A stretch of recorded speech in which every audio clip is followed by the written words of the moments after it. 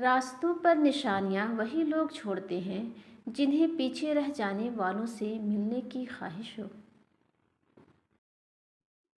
کچھ تو بہتر لکھا ہے میرے اللہ نے، جو دل ہر بار صبر کرنے پر مجبور ہو جاتا ہے۔ مکافات عمل کی کوئی خاص شکل نہیں ہوتی، یہ بالکل ویسے ہی واپس آتا ہے جیسا آپ نے کسی کے ساتھ کیا ہوتا ہے۔ کچھ دکھ، کچھ درد اور کچھ اداسیاں بہت ذاتی ہوتی ہیں جنہیں ہم چاہ کر بھی کسی پر عیاں نہیں کر پاتے۔ بہترین بیوی وہ ہے جس کی خواہشیں شوہر کی گنجائش کے مطابق ہوں۔ کسی کی خدمت میں پیش کیے جانے والے تحفوں میں سب سے بہترین تحفہ احترام ہے۔ دل جیتنا چاہتے ہو تو آواز میں نرمی پیدا کرو۔ کسی کی مدد کرتے وقت اس کے چہرے کی جانب مت دیکھو، ہو سکتا ہے اس کی شرمندہ آنکھیں تمہارے دل میں غرور کا بیج بو دیں۔ خود جل کر دوسروں کو روشنی دینے والوں کو لوگ اکثر مینٹل کہتے ہیں۔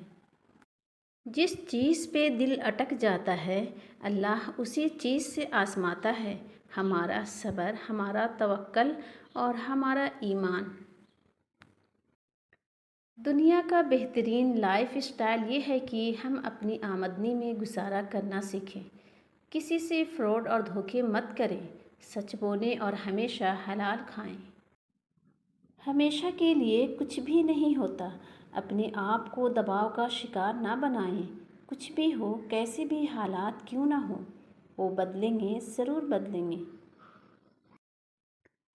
لوگوں کو الزام نہیں دینا چاہیے کہ انہوں نے ہمیں کس قدر مایوس کیا، بلکہ اپنے آپ کو الزام دینا چاہیے کہ ہم نے لوگوں سے کس قدر زیادہ توقعات وابستہ کی ہیں۔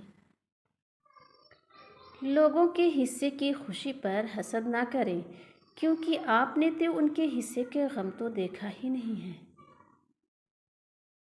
اگر کوئی آپ کی نہایت احمقانہ بات پر چپ ہو جائے تو سمجھ جائیں کہ وہ آپ سے کردار میں بڑا ہے۔ مسکراؤ، اللہ تمہاری پریشانیوں سے بڑا ہے۔ انسان کچھ سوچتا ہے اور کرتا ہے، قدرت کے اپنے طریقے اور فیصلے ہوتے ہیں، انسان اور قدرت اپنی اپنی ڈگر پہ چلتے رہتے ہیں۔ یہ جو دلوں کے رشتے ہوتے ہیں نا، یہ جتنے مضبوط ہوتے ہیں اتنے ہی نازک بھی ہوتے ہیں۔ انہیں کبھی بڑی سے بڑی بات ہلا نہیں سکتی اور کبھی ایک چھوٹی سی بات توڑ دیتی ہے۔ دنیا کا سب سے مشکل کام اس چیز کی وضاحت کرنا ہے کہ آپ کسی کے ساتھ کتنے سچے اور مخلص ہیں۔ بہترین فیصلے چاہتے ہو تو سب کچھ اللہ پر چھوڑ دو۔ آپ کے وہ الفاظ تحفہ ہیں جو دوسروں کے آگے بڑھنے کا حوصلہ دیتے ہیں۔ جب تم ناممکن حالات میں بھی اللہ کا درد نہیں چھوڑتے، تب وہ تمہیں اپنے معجزات سے نوازتا ہے۔